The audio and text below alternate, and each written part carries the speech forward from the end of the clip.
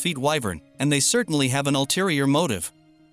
And Basil tells them that they had no choice but to accept their terms, and with them was the vampire princess and the angel of annihilation.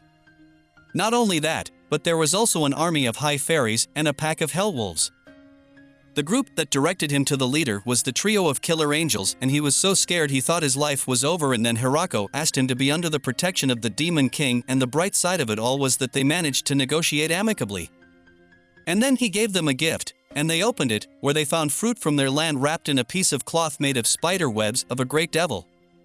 And the next day, he went to Hirako, Lord Dream, who is the only true ruler of the dragons, and with him a man from his followers, and they live in a hideout in the south of this village, and they consider them their neighbors, although there is a great distance between them, after which he gave them a gift. Then the dragon, Dream, turned into a man and entered his house with him, and they ate together, so Dream was impressed with their food and told them that he did not return to their home and would stay with them. His man told him that he could not do that because many people would be upset if he did not protect his house, so Dream told him that he was comfortable in this house, but he would go against his will, then the dragon would go to his country.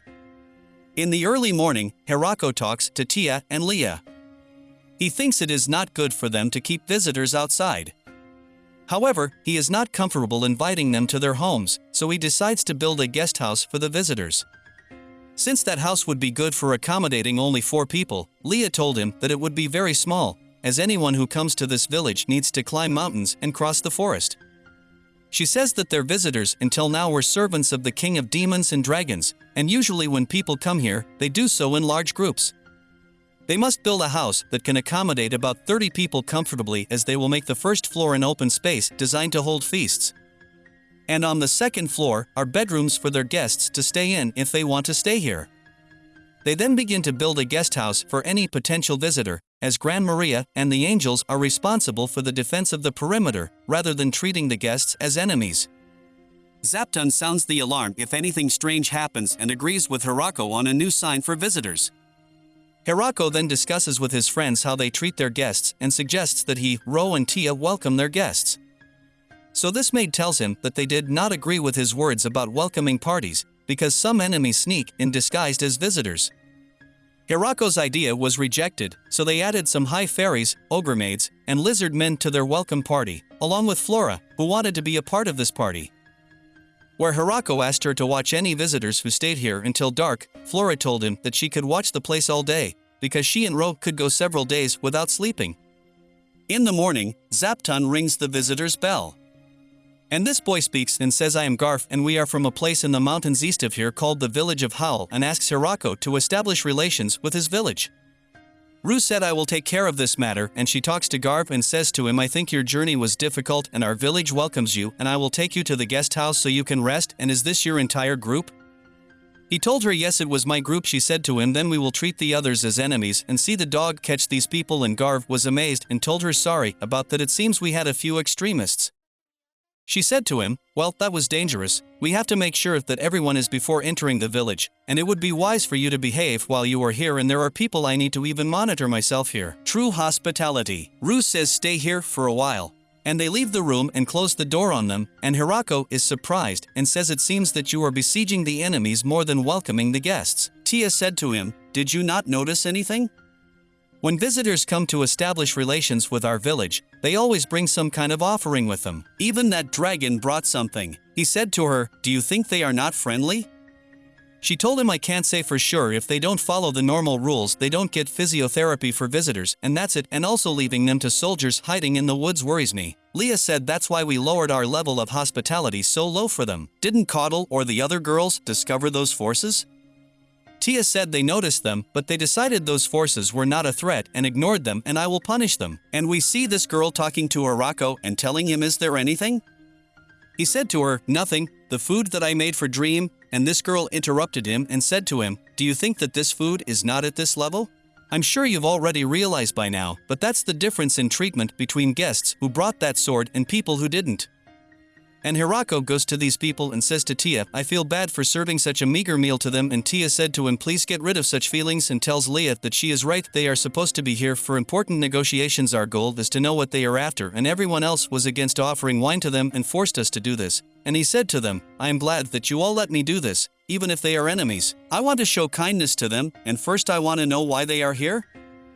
And he talks to a Garf and says, "I am sure that I reveal my ignorance in asking this, but where is the village of Howl?" He told him they say it has existed for 1,000 years, but in fact it is only about half of that, I think 500 years old. Older men take pride in the strangest things, and that it is a village made up of 5 small settlements of about 100 people, and we call it the Howling Village, and most of the inhabitants are beastmen. Hirako speaks and says that the Howl Village is made up of people who make their living from hunting or mining. So far they have been able to survive by trading with a human village across the mountains, but recently there have been some problems and the trade between them has become unstable. That's why they are looking for a new person to trade with. They settled in the village of the Great Tree, and Hirako asks him, "Where did you learn about our cousin?" He told him, "We received word from one of the Demon King's people." And this boy talks and says, "If we had stayed outside hiding all the time, we would have missed this wonderful meal. I am glad we came out of hiding." And Tia asks him, "Why were you hiding in the first place?" He told her, "You have to be on guard the first time you visit a new place, and if something strange happens, someone will need to come back and tell the rest of the village." Hirako said to himself, "Ali Tia, she is doing a good job gathering information." The next day Hirako says that the monsters from Howl Village didn't try to deceive us, and we really wanted him to establish business relations. And Garv told him, "We will make our business deal. We are not interested in normal economic trade. We simply like to trade physical goods in an open market, and we don't use any currency in our village." After all, he said to him, "It's the same here." And Hirako says, "I'm sure we will need the currency." One day he said to him, "I want to open a market everywhere in our village, but if it is possible, then we want you to come to our village to trade." And the truth is that it was difficult for us even to get here this the time, and carrying goods all the way here and back would be too much. Hirako tells him it's pretty much the same for us. Garv tells her, "You live here, can't you move around in the woods easily?" Hirako said to himself, "Maybe I can have Kuro and the dogs carry the goods for us," and talk to Garv and say to him, "I understand. What do you want to trade during our first visit?" He said to him, "We have goods made from the raw materials we have, paints, silverware, glassworks, and metalworks." Hirako said to him, "I want them all." Hirako said to himself, "We started our business relationship with Howl Village." Then he told him the truth, which is, until last night, I didn't know that people brought gifts when visiting, because the village we live in doesn't have such a custom. We don't have anything. Hirako said, "It's okay. The gift is not in its price, but the gift can also be spiritual. It is enough that you were determined to do so." The man said to him, "Thank you, Hirako. Your words encouraged me a lot." This place, and his girlfriend told him, "You can't. It looks bad if we send our best man there right away, and how we will live after you." He said to them, "It won't take long. It's only 10 days. Dragon said, "Dream, I agree to take your friends there for a barrel of wine." After his first visit, Dream decided to start coming here to hang out regularly. He always brings treasures or weapons as gifts with him, so no one wants him to move the population in exchange. A barrel of wine was actually Dream's idea, so we accepted his offer. Then Dream took them and lifted them on his big back to fly them in the vast space. Look how he flies with his wings. We go now with you to the residents of this village. This boy talks to his friend Ali, negotiating a trade agreement. To the mountain range. So far at this time, the two friends were shocked by the appearance of the Dream Dragon. Then they returned again to Hirako, and Hirako said to them, "How was it?"